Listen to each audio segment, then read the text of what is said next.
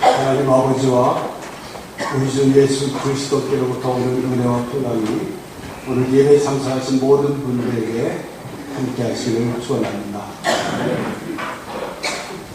오늘의 말씀은 수전절에 예루살렘에서 있었던 이야기입니다. 수전절 하면 좀 생소한 그런 느낌이 들죠. 별로 우리가 잘 들어보지 못하고 또 성서에 어떤 나오는 그런 명절도 아닙니다. 사실 이 수전절에 대해서 잠깐 설명을 하고 들어가도록 하겠습니다. 수전절은 구약과 신약의 중간 시대, 한 400년쯤 되는 시대인데 그 중간 시대에 있었던 역사적인 사건에서 유래된 절기입니다. 그 내용은 대략 이렇습니다. 한 주전 170년경에 시리아의 안티오코스 에피파네스라는 왕이 예루살렘을 침공합니다. 그리고 많은 유대인들을 포로로 죽이고 또 포로로 잡아갑니다. 이거 성전을 완전히 파괴하다시피 하는데 성전에 있는 모든 금은병을 다 약탈해가고 그리고 성전 중앙에 자기들이 섬기는 우상을 거기다 세워놓고서는 이스라엘 사람들로 하여금 가장 싫어하는 돼지를 잡아서 제사를 지내도록 했습니다. 그리고 안식일도 지키지 못하게 하고 또 아이들 태어나면 할례도 수행하지 못하도록 온갖 만행과 폭거를 자행했습니다. 이스라엘 백성들에게 정말 참을 수 없는 모욕이었죠. 그래서 주전 164년에 이것을 참지 못하고 유다 마카비라는 사람이 형제들과 함께 혁명을 일으켜서 시리아를 몰아내고 승리를 하게 됩니다. 이 승리한 날을 기념하는 절기가 바로 수전절입니다. 1년에 한 번 8일 동안 열리는데 히브리 말로 하누카라, 지금도 아마 이스라엘에서는 명절로 지키는 줄 압니다만 이 절기를 맞이해서 예루살렘에 와 있던 유대인들이 성전 마당에 서 계신 예수님을 만나게 되는 것이 오늘의 말씀입니다. 예수님을 보자마자 이 유대인들이 예수님께 따지듯이 대들었습니다. 당신이 언제까지 우리들을 의욕하게 하려고 합니까? 그리스도거든 밝히 말씀하시오 하고 예수께 따지듯 물었습니다. 그래서 예수님께서 단호하게 대답하시죠. 25절에 있는 말씀입니다. 예수께서 대답하시되 내가 너희에게 말하였을 때 믿지 아니하는도다. 내가 내 아버지의 이름으로 행하는 일들이 나를 증거하는 것이오늘. 그렇습니다. 예수님은 분명히 말씀하셨습니다. 그리고 이미 증거를 보여주셨습니다. 마가복음 1장에서 10장까지의 말씀을 쭉 보면은 예수님이 하늘로부터 온 하나님의 아들이요, 하나님 내 아버지시요, 또 많은 기적을 행하셨습니다. 오병이의 기적, 또는 가나의 혼인잔치에서의 기적, 눈먼 자의 눈을 뜨게 하는 기적들, 많은 것을 보여주셨습니다. 그런데도 그들이 믿지 아니하면서 무엇을 또 보여달라고 하느냐는 그런 예수님의 말씀입니다. 말씀을 받아들이고자 하는 마음이 없다는 것입니다. 마음이 강팍해지고 마음이 닫히면 어떤 말씀도 어떤 표적도 믿어지지 않는 것입니다. 그러면서 예수님께서 저들이 믿지 않는 결정적인 이유는 그들이 내 양이 아니기 때문이다 라고 이렇게 말씀하시는 것입니다. 많은 기적과 많은 표적을 보여주셨음에도 불구하고 그들이 주님의 양이 아니기 때문에 증거를 보고도 믿지 않았다는 그런 말씀입니다. 그렇습니다. 믿지 않으려는 사람들에게는 확실한 증거를 드려내도 믿지 않는 것입니다.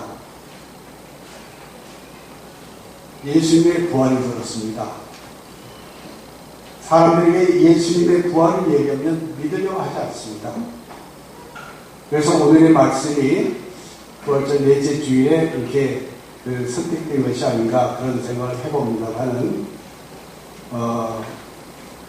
예수님이 부활하신 부활절은 불과 몇 주이 지나지 않았습니다. 그런데 너무나도 쉽게 부활의 감격이 사라진 것 같아서 안타깝습니다.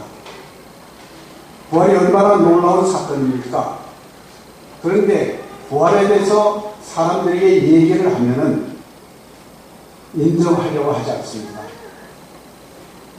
그 귀는 들어도 인정하지 않으려고 합니다. 근데 우리가 한번 생각해 보시기 바랍니다. 기독교 신학에 있어서 예수님이 우리를 위해 죽으셨다는 사실도 중요하지만 다시 부활하셨다는 사실은 너무나도 중요한 사실입니다. 예수님이 단순히 인간이 아닌 하나님이시라는 것을 증명한 것이 부활 사건이기 때문에 그렇습니다. 그런데 예수의 부활이 거짓이라고 말하는 사람들이 있습니다. 그것이 정말 거짓이었다면 2000년 동안 오늘 우리에게까지 전해질 수 있었겠습니까? 아주 작은 것까지도 다 두통이 나고 마는 세상인데 말입니다. 사실 예수님의 부활이 없었다면 기독교는 존재할 수 없었을 것이고 그리고 거짓 종교가 되고 말았을 것입니다. 사실 예수님의 부활이 없었다면 그랬을 겁니다. 그러나 정말 예수님은 부활하셨습니다. 성서가 증거하고 있습니다. 제자들이 증거하고 있습니다. 목격자들이 증거하고 있습니다.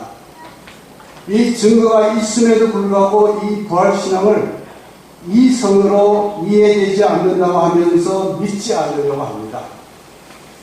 우리가 신앙생활을 하면서 깨닫는 것은 신앙의 많은 부분들이 이해되어져서 믿기보다는 믿어서 이해되는 부분들이 많다는 사실입니다.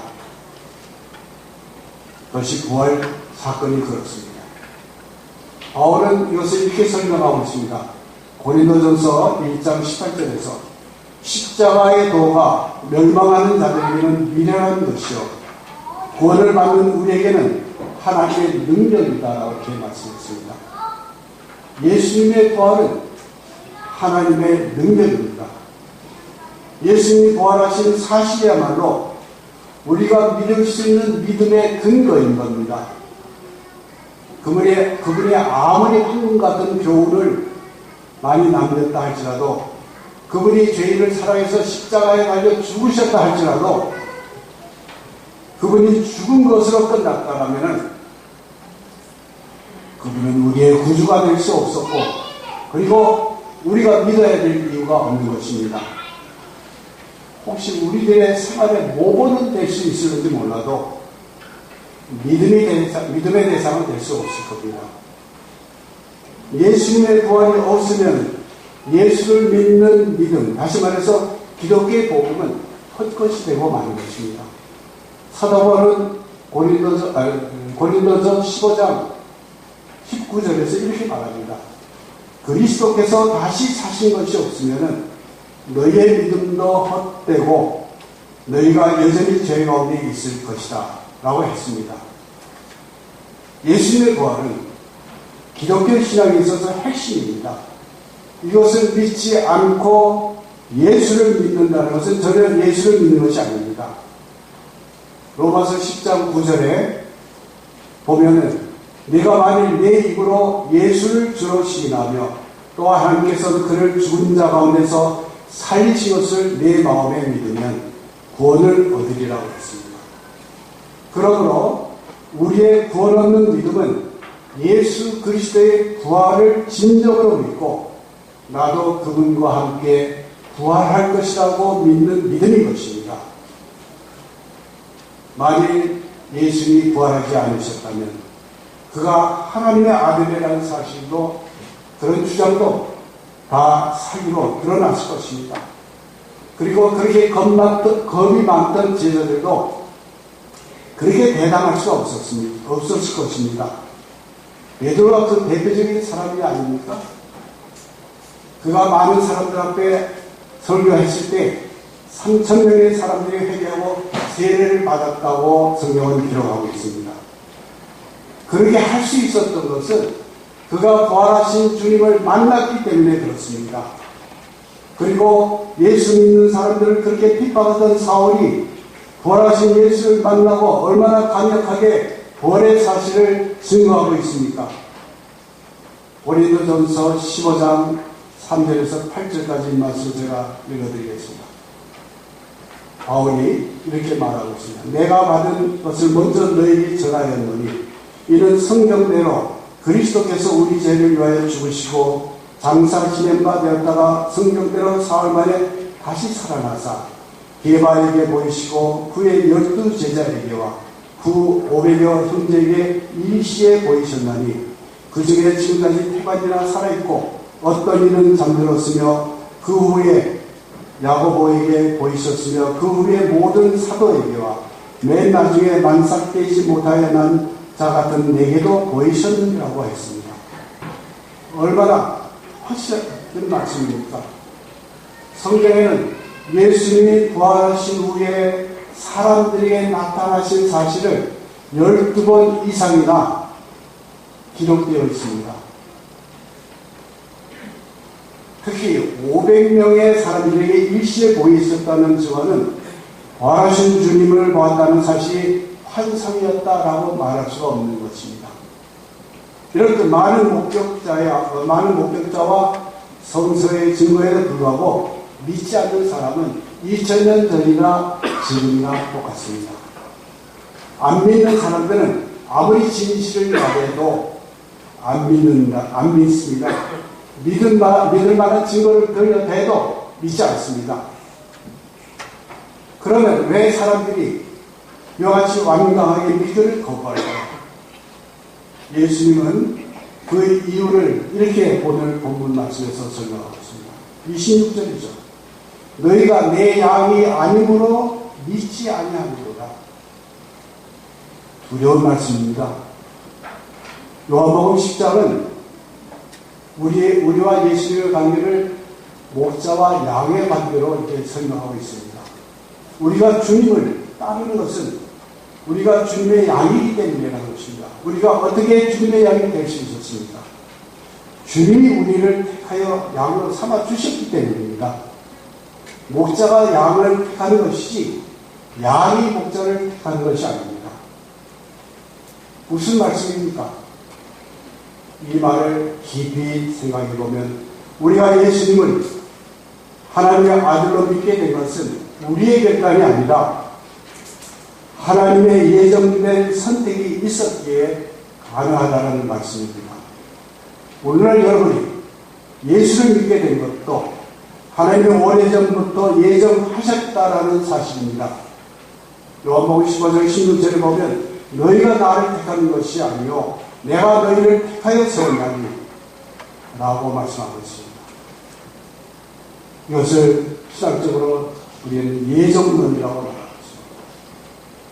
루터는 예정론에 대해서 이렇게 말하고 있습니다. 하나님이 예지하신 사람의 행동은 필연적으로 이루어지며 이 예정의 기초는 하나님의 주권 안에 있다고 말했습니다.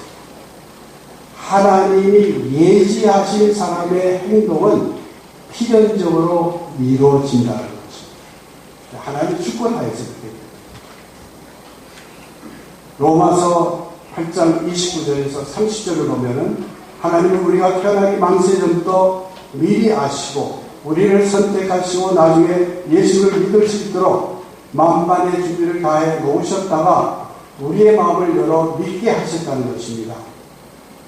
반면 반면에 죽을 때까지 안 믿는 사람은 하나님의 백성으로 선택받지 못했기 때문이라는 것입니다. 예수님이 자기를 안 믿는 유대인들을 보고 내 양이 아니기 때문이다라고 말씀하신 것도 이런 맥락에 쓰여 있습니다. 제가 지금 말씀드리려고 하는 것은 제 개인적인 경험을 잠깐 얘기하려는 것입니다. 그래서 혹시 찬성 안 하시는 분도 듣고 보자 찬성하시면 흘려보내시기 바랍니다. 제가 오래전입니다. 오래전 제가 살고 있던 아파트에 제 딸이 어렸을 때인데 친구가 같이 살면서 그 엄마가 제 집에 올라와서 이제 이렇게 인사를 나누고 알게 되었습니다. 그런데 그분은 저희들보다 뭐 여러 가지 환경이나 그분 초등학교 선생님이었고 그 남편은 큰 기업의 이사까지 되신 분인데 경제적으로 아주 부유했던 분입니다만 부러울 것이 없는 분인데 저희 집에 와서 이게 몇 번 왔다 갔다 하면서 저희가 되게 부럽다는 것입니다. 저희가 부러운 것은 다 한 가지입니다. 하나님을 믿는 것입니다. 교회를 다니는 것입니다. 그런 얘기를 들었는데 얼마 후에 교회를 따라 나오겠다는 겁니다. 이게 먼 곳에 저희가 살았는데 택시를 타고 왔어야 되는데 택시를 타고 그리고 교회를 찾아 같이 나오기 시작했어요. 남편도 믿고 아이들도 다 같이 시작했어요. 저는 그 경험을 통해서 하나님이 예정하신 분은 뭐 특별히 전도를 열심히 하지 않아도 가서 살짝 타치만 해줘도 예정된 사람은 믿게 되어 있는 것이다. 나는 그런 느낌을 지금까지 받고 있습니다.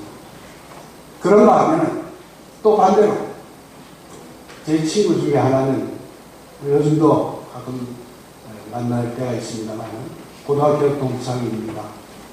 제가 다니는 학교는 미션 스쿨이라 그때는 성경도 배우고 책벌도 있었습니다. 그런 환경이 잘 되어 있습니다. 또 그래서 교회도 전리를 따라서 또 나오기가 있었습니다. 그러나 고등학교를 졸업하고 대학 다니고 졸업 후에 사회생활을 하면서 좀 멀어졌습니다. 이 친구는 아들 부부가 다 약사입니다. 그래서 청약에서 약도 2개씩이나 경영할 정도로 아주 부유하게 지금도 살고 있습니다만 그래서 자기가 노력하니까 어려운 사람도 도와주고 선한 일도 한다고 자랑도 합니다. 그리고 그 주위의 친구들도 다 장로요 목사들입니다. 맞습니다. 또 저도 만날 때마다 교회 나가자고 권유도 합니다. 그러나 지금까지 교회를 나가지 않습니다. 저는 그 느낌이 이게 뭔가 할 수 있는 한이 다 주어졌는데도 또 강력하게 본면도 하는데도 불구하고 하나님 앞으로 나오지 못하는 것은 뭔가는 제외된 것이 아닌가 하는 그런 느낌을 받아봅니다. 이것은 개인적인 느낌입니다. 그래서 아직도 제가 하늘나라 갈 때까지 만나면 꼭 권면을 하다가 갈 생각입니다만은 오늘의 말씀 27절을 보면은 내 양은 내 음성을 듣고 내가 그들을 잘 알고 저희가 나를 따르라고 하였습니다. 예정된 사람은 주님을 따르게 되어 있는 것입니다. 그러면서 오늘 보면 28절에 주님을 따르는 양들을 향해서 그들에게 영생을 주신다라고 놀라운 말씀을 하고 있는 것입니다. 여기서 양들은 누구입니까? 오늘 택함을 받고 있는 우리들이 아닙니까? 주님의 음성을 듣고 그분을 따르면 영원히 멸망하지 않을 것이며 우리를 주님의 손에서 빼앗을 자가 없다라고 주님은 말씀하십니다. 하나님이신 예수님의 손에서 빼앗길 수 없는 존재가 믿는 우리들의 존재인 것입니다. 얼마나 대단한 존재입니까? 이것을 인식하면서 신앙생활을 해나가시기 바랍니다. 무엇이 어렵습니까? 담대한 믿음을 가지시기 바랍니다. 초라해지지도 마시길 바랍니다. 당당해지시기 바랍니다. 우리가 믿는 사람들의 그 얘기들 가운데 식당에 가서 기도하는 것을 어떤 분은 꺼려하는데 식당에 가서도 좀 더 당당하게 우리가 식사 기도도 할 수 있기를 바랍니다. 저는 아이들과 함께 식당에 가면 제가 큰 소리로 대대서 기도합니다. 주위에 있는 사람들이 좀 어떻게 생각하는지 몰라도 그러나 저는 그것이 얼마나 우리가 자랑스럽게 해야 될 일이 아닌가 그런 생각을 합니다. 우리가 본문 말씀을 통해서 분명히 알아야 할 것이 있습니다. 우리가 믿음으로 예수님을 따를 때 우리는 그분의 구원받은 백성이여 영생을 얻는 사람이 된다는 사실을 믿어야 할 것입니다. 오늘 이 말씀을 하시는 예수님이 당신 자신을 하나님이시다라고 선포하시죠. 30절입니다. 마지막 말씀입니다. 나와 하나님은 하나이시다 하신대 라고 했습니다. 하나님이신 예수님께서 내가 너에게 영생을 주노라. 그러므로 너희는 절대로 멸망하지 않을 것이다. 아무도 내 손에서 영생 얻은 너희를 빼앗아 갈 자가 없느니라. 내가 너희 안전을 전적으로 보장하노라. 말씀하시는 것입니다. 믿고 따르는 자들에게 하시는 말씀입니다. 우리 예수님은 만유보다 크신 하나님이십니다. 이 예수님을 우리가 믿을 때 영생을 주신다라고 말씀하십니다. 이 말씀을 의심하지 마시기 바랍니다. 어떤 상황에 놓인다 할지라도 의심하지 마시기 바랍니다. 그런 의미에서 믿어진다라는 것은 정말 감사한 일입니다. 믿음은 믿는다라는 것은 축복입니다. 믿을 때 영생이 주어집니다. 그러나 아무나 믿는다고 해서 믿을 수 있는 것이 아닙니다. 이 세상의 모든 사람이 다 믿을 수 있지만 그런데 택함 받은 자가 있다는 사실. 하나님의 택함의 은혜가 임해야 하는 것입니다. 성령이 함께해야 하는 것입니다. 그런 의미에서 믿음은 축복입니다. 바로 내 진정으로 주님을 믿고 믿음의 양들이 되어서 영생의 축복을 누리는 성도 여러분들이 되기를 주님의 이름으로 축원합니다. 모든 지각에 뛰어난 하나님의 크신 평강이 그리스도 예수 안에서 여러분의 생각과 마음과 생각을 지키시기를 바랍니다.